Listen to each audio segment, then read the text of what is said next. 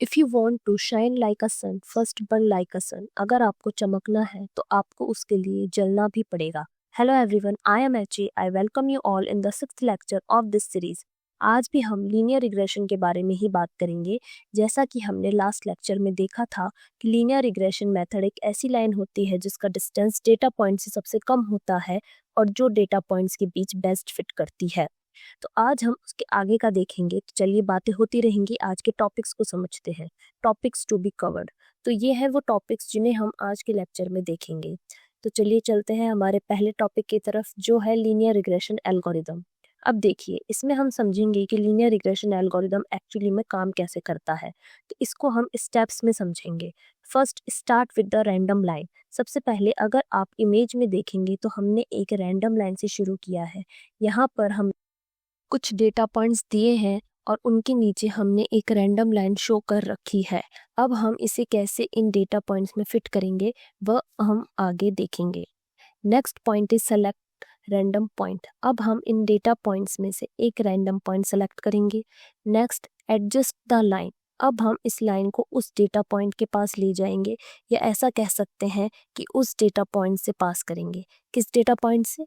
जिस data point को हमने अभी रैंडमली सेलेक्ट किया है। नेक्स्ट है रिपीट द प्रोसेस। अब यही प्रोसेस हमें बार बार रिपीट करना है। कौन सा प्रोसेस? सबसे पहले हम एक रैंडम पॉइंट लेंगे, फिर लाइन को उस पॉइंट के पास लेकर जाएंगे, फिर वापस एक रैंडम पॉइंट लेंगे, फिर लाइन को उस पॉइंट के पास लेकर जाएंगे, फिर एक रैंडम पॉइंट लेंगे, फिर लाइन को उनके पास लेकर जाएंगे। एंड लास्ट में हमें एक लाइन मिलेगी जो हमारे डेटा में बिल्कुल फिट हो रही होगी और जो हमारी हेल्प करेगी वैल्यूज़ को प्रिडिक्ट करने में। इसे और अच्छे से समझने के लिए हम एनिमेशन की हेल्प ले सकते हैं, लीनियर रिग्रेशन एनिमेशन। अब देखिए, इस एनिमेशन में हम लाइन को रैंडमली शुरू करते हैं और फिर वह धीरे धीरे पॉइंट्स के क्लोज आती है और लास्ट में हमें एक बेस्ट फिट लाइन मिलती है, जैसा हमने अभी अभी पढ़ा था। वही सारे स्टेप इस एनिमेशन में फॉलो हुए हैं। एक बार आप इसे अच्छे से देख लीजिए और समझिए। अब नेक्स्ट टॉपिक है प्रोसीजर। इसमें हम समझेंगे कि मॉडल को किस तरह ट्रेन किया जाता है। तो देखिए, सबसे पहले हम random weight and random bias initialise करेंगे। देन जो हमने अभी अभी पढ़ा, एक पॉइंट लेंगे। अब हमको उस पॉइंट से लाइन को पास करना है, मतलब लाइन को उस पॉइंट के पास लेकर जाना है। दैट मीन्स हम लाइन चेंज करेंगे और लाइन चेंज करने के लिए हमें वेट एंड बायस चेंज करने होंगे। Next, third point is finalise the model. अब जब हम ये स्टेप बार बार रिपीट करेंगे तो हमें एक ऐसी लाइन मिलेगी जो हमारे डेटा पॉइंट्स को अच्छे से फिट होगी और उस लाइन से हम अपनी न्यू डेटा के लिए वैल्यू प्रिडिक्ट कर सकते हैं। उम्मीद है आपको ये अच्छे से समझ आया होगा। अब हम वेट एंड बायस को क्यों चेंज करते हैं ये अभी हम थोड़ी देर में देखेंगे। अब नेक्स्ट टॉपिक है mathematical detail. y hat is equal to w into x plus b. अब ये क्या है? ये है लाइन की इक्वेशन जो हमें मिलेगी उन स्टेप्स को फॉलो करके जो हमने अभी अभी पढ़े। अब हम इस लाइन के बारे में और जानते हैं कि इसमें जो पैरामीटर्स दे रखे हैं वो एग्जैक्टली क्या है। y हैट होता है प्रिडिक्टेड प्राइस। कोई भी चीज़ जो हम प्रिडिक्ट कर रहे हैं उसको हम y हैट से रिप्रेजेंट करेंगे। नेक्स्ट है w। w means weight. Linear regression में वेट एक ऐसा नंबर होता है जो ये बताता है कि कोई फीचर आउटपुट को कितना अफेक्ट करता है। अगर हम एक हाउस का प्राइस प्रिडिक्ट कर रहे हैं और हम इनपुट में नंबर ऑफ रूम्स ले रहे हैं, तो अगर हर एक रूम से प्राइस 30,000 बढ़ रहा है तो 30,000 ही वेट होगा इस फीचर के लिए। जैसा हमने लास्ट लेक्चर में देखा था, x is the number of rooms, b is the base price for a house. अगर आपको वेट एंड बायस में थोड़ा कंफ्यूजन है तो आप लास्ट लेक्चर वापस देख लीजिए, आपका कंफ्यूजन क्लियर हो जाएगा। अब इसे और अच्छे से समझने के लिए हम एक एग्जांपल देखते हैं। Imagine a model in which the price is determined by a fixed base cost $100 and an additional amount proportional to the number of room, with each room contributing $50 to the total price. अगर आपने last lecture से देखा है तो आपको समझ आ रहा होगा कि यहाँ जो कॉस्ट है उसे ही हम बायस कहते हैं एंड $50 जो हर रूम में ऐड हो रहा है उसे हम वेट कहते हैं, जिससे हम समझ पा रहे हैं कि एक रूम के बढ़ने पर हाउस का प्राइस $50 बढ़ जाएगा और अगर हम स्टार्टिंग प्राइस देखें तो वो होगी $100। तो इससे हमारा जो फॉर्मूला बनेगा वह होगा P hat is equal to 50R plus 100 in which R। अब देखिए, अगर आपको प्राइस निकालना है एक हाउस का जिसमें 4 रूम्स हैं तो आप इस फॉर्मूले का यूज़ कर सकते हैं 100 प्लस 50 इंटू 4। इसमें हमने R की जगह 4 लिख दिया है, तो हमारा जो प्राइस है वह आया 300। लेकिन अगर आप देखें तो जो करेक्ट प्राइस था वो था 350 और हमारा जो प्राइस आया है वह आया है $300। लेकिन ये $350 से बहुत अलग है। इसको करेक्ट करने के लिए हमें क्या करना चाहिए? हमने लास्ट लेक्चर में भी पढ़ा था और अभी अभी देखा कि हमारी लाइन की इक्वेशन में सिर्फ 2 वेरिएबल्स होते हैं, वेट एंड बायस। तो अगर हमें उस लाइन की इक्वेशन से कोई करेक्ट आंसर चाहिए तो हम सिर्फ वेट एंड बायस को ही चेंज कर सकते हैं। तो अगर हम अभी के लिए उन्हें थोड़ा सा चेंज कर दें, जो कि हमने यहाँ पर किया है, हमने 50 को 55 कर दिया है और 100 को 110। तो अगर इस फॉर्मूले से हम प्राइस निकालते हैं 4 रूम्स के हाउस का, तो हमारा प्राइस आता है 330, जो कि काफ़ी क्लोज है 350 के।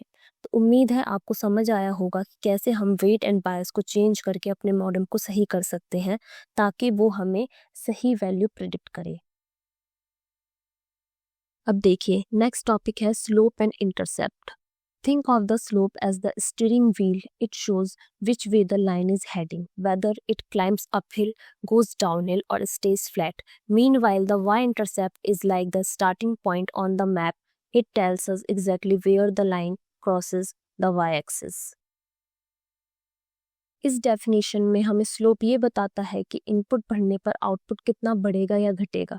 ये एक लाइन की स्टीपनेस को रिप्रेजेंट करता है। लेकिन इंटरसेप्ट से हमें ये पता चलता है कि लाइन का स्टार्टिंग पॉइंट क्या है और इसे और अच्छे से समझते हैं स्लोप। अब देखिए, अगर स्लोप में चेंज हो रहा है तो क्या होगा? If we increase the slope of a line will rotate counterclockwise. If we decrease the slope of a line, the line will rotate clockwise. अगर आपको ये भी नहीं समझ आया तो हम इसे ग्राफ के थ्रू समझ सकते हैं। देखिए, जो फर्स्ट ग्राफ है वह है इंक्रीजिंग द स्लोप। इसमें पहले जो ब्लू स्लोप है वो है 0.5 की और ऑरेंज वाली लाइन की स्लोप है 1.5। तो अगर हमें 0.5 से 1.5 तक आना है, मतलब ब्लू से ऑरेंज तक आना है, तो हमें किस डायरेक्शन में जाना होगा? Counter clockwise. Next time decreasing the slope, अगर हमें स्लोप डिक्रीज करनी है, जैसा कि इसमें सेम एग्जांपल लिया है, ब्लू स्लोप है 1.5 and orange slope is 0.5। Decrease means अगर हमें 1.5 से 0.5 आना है तो हमें क्लॉकवाइज डायरेक्शन में रोटेट करना होगा। उम्मीद है ग्राफ की मदद से आपको एक कॉन्सेप्ट समझ आया होगा कि स्लोप की मदद से हम लाइन को कैसे चेंज कर सकते हैं। नेक्स्ट है इंटरसेप्ट। इसमें हम देखेंगे कि अगर y इंटरसेप्ट चेंज होगा तो लाइन पर क्या अफेक्ट होगा। First point is the increase the intercept of a line, the line is translated upwards. Second point, if we decrease the y-intercept of a line is translated downwards. हाँ जी, तो शायद आप फिर कंफ्यूज हो गए होंगे। कोई बात नहीं, हमारे पास इसको समझने के लिए भी ग्राफ है। चलिए ग्राफ को देखते हैं। अब देखिए, इस ग्राफ में हमारी जो ब्लू लाइन है वो ओरिजिनल लाइन है। इसमें गलत दे रखा है, ये 0 नहीं है, 10 है, -10। तो अब समझिए, अगर हमारी ब्लू वाली लाइन ओरिजिनल लाइन है, तो अगर हमें हमारी लाइन को अपवर्ड्स लेकर जाना है, मींस -10 से -5 लेकर जाना है, तो हमें इसमें +5 करना होगा। जैसा कि आप देख पा रहे हैं, ब्लू लाइन को अपवर्ड शिफ्ट करना है तो हमें इसमें +5 करना होगा। -10 + 5 = -5। अब हम देखेंगे, अगर हमें ब्लू लाइन को डाउनवर्ड शिफ्ट करना है तो हमें इसमें 5 माइनस करना होगा। इस तरह से हम y इंटरसेप्ट को चेंज करके हमारी लाइन को चेंज कर सकते हैं। उम्मीद है आपको समझ आया होगा कि स्लोप को और इंटरसेप्ट को किस तरह से चेंज करके हम अपनी लाइन को फिट कर सकते हैं हमारी डेटा पॉइंट्स में। अब देखते हैं next topic which is simple trick. अभी तक जो हमने पढ़ा कि सबसे पहले हम एक रैंडम लाइन से शुरू करेंगे, फिर हम वेट एंड बायस को एडजस्ट करेंगे और उस रैंडम लाइन को पॉइंट के पास लेकर जाएंगे। उसके लिए हम एक ट्रिक यूज़ करते हैं which is known as simple trick. अब देखते हैं ये कैसे काम करती है। When the model underestimate the house price, that is predicted price is less than the actual price, add a small random amount to both the base price of the house and the price per room. Okay, आपको ये तो clear है ना कि base price को हम बायस कहेंगे and price पर रूम को ही हम वेट कहेंगे। तो इस लाइन के कहने का मतलब है कि अगर प्रिडिक्टेड प्राइस कम है एक्चुअल प्राइस से, तो हम वेट एंड बायस में एक स्मॉल रैंडम नंबर ऐड करेंगे। लेकिन when the model over estimate the house price, that is predicted price is more than the actual price, लेकिन अगर प्रिडिक्टेड प्राइस ज़्यादा है एक्चुअल प्राइस से तो हम एक स्मॉल रैंडम अमाउंट का नंबर वेट एंड बायस से माइनस कर देंगे। अगर आपको वेट एंड बायस में अभी भी कंफ्यूजन है तो आप लास्ट लेक्चर एक बार फिर से देखिए। नेक्स्ट टॉपिक है सिंपल ट्रिक एल्गोरिदम। अभी हमने जो पॉइंट्स पढ़े थे उन्हें हम और डिटेल में देखेंगे। Point is above the line and right of Y axis. जैसा कि हमने अभी देखा कि स्लोप एंड इंटरसेप्ट को हम कैसे चेंज कर सकते हैं हमारी डिजायर्ड लाइन के लिए। अब देखिए केस 1 में हमसे कहा है कि अगर पॉइंट लाइन से अबव है and right of Y axis है, इसमें पॉइंट एक्चुअल प्राइस को रिप्रेजेंट कर रहा है, तो हम rotate the line counter clockwise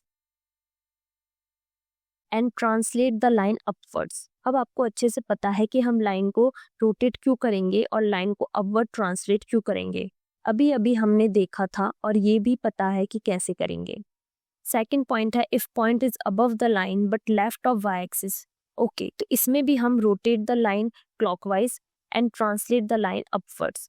case 3 है point is below the line and right of Y axis. इसमें हम रोटेट करेंगे लाइन को क्लॉकवाइज एंड ट्रांसलेट करेंगे लाइन को downwards. Case 4 point is below the line and left of Y axis. इसमें हम line को काउंटर क्लॉकवाइज रोटेट करेंगे एंड ट्रांसलेट करेंगे डाउनवर्ड्स। अभी हमने स्लोप और इंटरसेप्ट से ये सब चीज़ें समझी थी कि हम लाइन को कैसे रोटेट और ट्रांसलेट करते हैं हमारी डिज़ायर्ड लाइन के लिए। तो आप वही सेम फॉर्मूला एंड मेथड इस केस में भी लगा सकते हैं और उसी के हिसाब से लाइन को चेंज कर सकते हैं। उम्मीद है आपको ये पॉइंट समझ आया होगा। अगर नहीं तो वापस से वीडियो को बैक करके देखिए। सो नेक्स्ट टॉपिक है मैथमेटिकल सिंपल ट्रिक। इसमें हम सिंपल ट्रिक मैथमेटिकल फॉर्म में देखेंगे। Case 1 point is above the line and right of Y axis. अभी हमने पढ़ा था कि अगर पॉइंट लाइन के अबव है और राइट में है वाई एक्सिस के, तो हम उसे रोटेट करेंगे काउंटर क्लॉकवाइज एंड ट्रांसलेट करेंगे अपवर्ड्स। लेकिन अगर हमें इसे मैथमेटिकली करना होगा तो हम क्या करेंगे, तो हम हमारी जो स्लोप है उसमें एक स्मॉल रैंडम नंबर ऐड कर देंगे और इंटरसेप्ट में भी एक रैंडम नंबर ऐड कर देंगे। हमने यहाँ रैंडम नंबर्स को eta1 एंड eta2 से डिनोट किया है। Case 2 if point is above the line and left of Y axis. अगर ये केस है तो हम स्लोप से रैंडम नंबर माइनस कर देंगे बट इंटरसेप्ट में ऐड कर देंगे। Case 3 point is below the line and right of Y axis. इसमें हम स्लोप से भी रैंडम नंबर माइनस कर देंगे एंड इंटरसेप्ट से भी रैंडम नंबर माइनस कर देंगे। Case 4 point is below the line and left of Y axis. इसमें हम स्लोप में रैंडम नंबर ऐड कर देंगे बट इंटरसेप्ट में रैंडम नंबर माइनस कर देंगे। अभी आप सोच रहे होंगे कि ये प्लस माइनस का क्या खेल है, कैसे प्लस किया और कैसे माइनस किया। तो ये सब अभी अभी हमने पीछे देखा ही था, लेकिन मैं आपको एक केस लेकर इसको और एक बार समझा देती हूँ। देखिए, अगर हम वापस स्लॉट के ग्राफ पर जाते हैं तो हम देख पा रहे हैं कि अगर हमें ओरिजिनल स्लोप से अपवर्ड जाना है तो हमें काउंटर क्लॉकवाइज रोटेशन करना होगा। ये आया समझ की अगर हमें ब्लू लाइन से ऑरेंज लाइन के लिए जाना है तो हमें काउंटर क्लॉकवाइज रोटेशन करना होगा और उसके लिए हमें कोई नंबर ब्लू लाइन में ऐड करना होगा उसे रोटेट करने के लिए। यहाँ केस 1 में भी यही एग्जांपल लिया है। If point is above the line and right of the Y axis, तो इसमें हमें काउंटर क्लॉकवाइज रोटेशन करना था स्लोप को, तो इसलिए हमने उसमें एक रैंडम नंबर ऐड कर दिया। अब इसमें दूसरा पॉइंट है ट्रांसलेट अपवर्ड्स। अब देखिए इंटरसेप्ट को देखते हैं। अब देखिए इसमें हमें पता है कि अगर हमें अपवर्ड्स लेकर जानी है लाइन तो हमें उसमें ऐड करना होगा। यहाँ पर भी हमने सेम सिचुएशन में ऐड ही किया था ब्लू लाइन को ऑरेंज लाइन तक जाने के लिए। उम्मीद है आपको समझ आया होगा कि एग्जैक्टली ये ट्रिक कैसे काम कर रही है। एक बार और आप हर एक केस को खुद से वेरीफाई कीजिए ग्राफ की मदद से ताकि आपका कन्फ्यूजन क्लियर हो सके। अगर फिर भी क्लियर नहीं हो रहा है तो आप कमेंट्स में पूछ सकते हैं। ओके देन, आज के लेक्चर में यही था। हो सकता है लेक्चर थोड़ा सा कंफ्यूजिंग रहा हो आपके लिए, तो उसके लिए सबसे पहले तो आपका बेसिक क्लियर होना चाहिए, जिसके लिए आपको लास्ट लेक्चर देखना पड़ेगा। और अगर आपका लास्ट लेक्चर एकदम क्लियर है तो आप ये लेक्चर आराम से समझ सकते हैं। उम्मीद है आपको सब कुछ अच्छे से समझ आया होगा, और अगर नहीं आया होगा तो आप समझ ही लेंगे। चलिए आज की बातें यही ख़त्म करते हैं। अगर आपको लगता है कि मुझे कुछ चेंज करना चाहिए तो आप बता सकते हैं। ओके देन, बाय बाय, ध्यान रखना अपना।